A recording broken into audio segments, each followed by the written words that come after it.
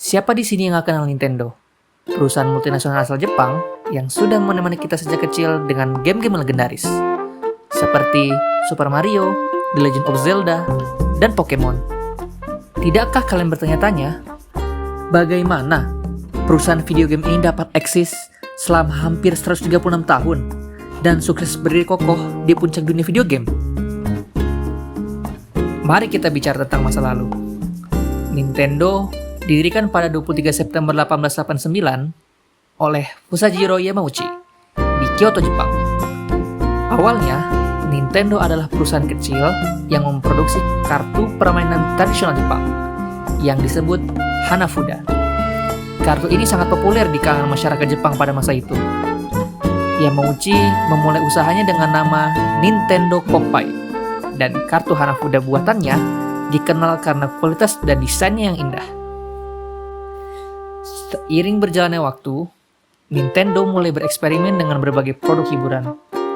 Namun, titik balik besar terjadi pada tahun 1970-an ketika Nintendo mulai memasuki industri video game. Mereka merilis konsol pertama mereka, Color TV Game, pada tahun 1977. Dan sejak itu, Nintendo terus berkembang menjadi salah satu perusahaan gaming terbesar di dunia. Inovasi.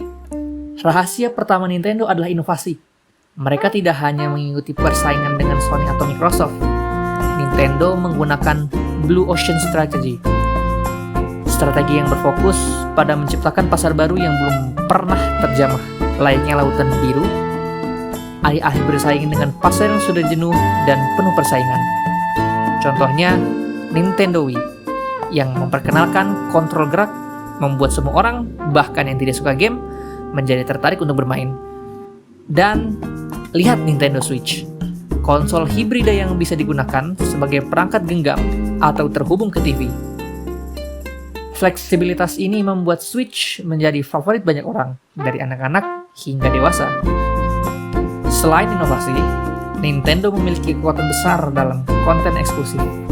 Siapa yang tidak kenal dengan Mario, Zelda, atau Pokemon?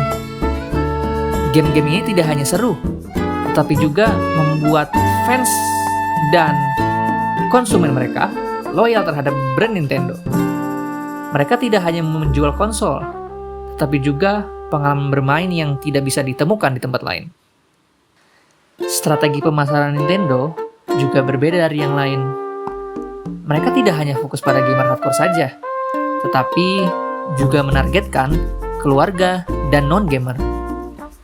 Dan jangan lupa, Nintendo tidak hanya berhenti di konsol dan game. Mereka terus berekspansi ke berbagai bidang, seperti taman hiburan dan film. Contohnya, film Super Mario Bros. Yang tayang tahun 2003 kemarin. Lalu apa yang membuat Nintendo berbeda dari pesaingnya? Pertama, mereka lebih fokus pada inovasi gameplay daripada sekedar grafis yang keren. Nintendo DS misalnya, menawarkan pengalaman bermain yang unik dengan layar sentuh, meskipun grafisnya tidak sebagus PlayStation.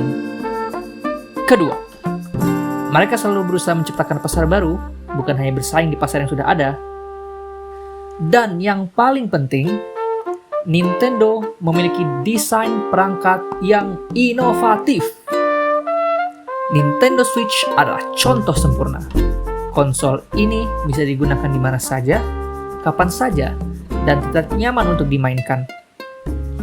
Inilah yang membuat Nintendo tetap relevan di tengah persaingan ketat industri gaming.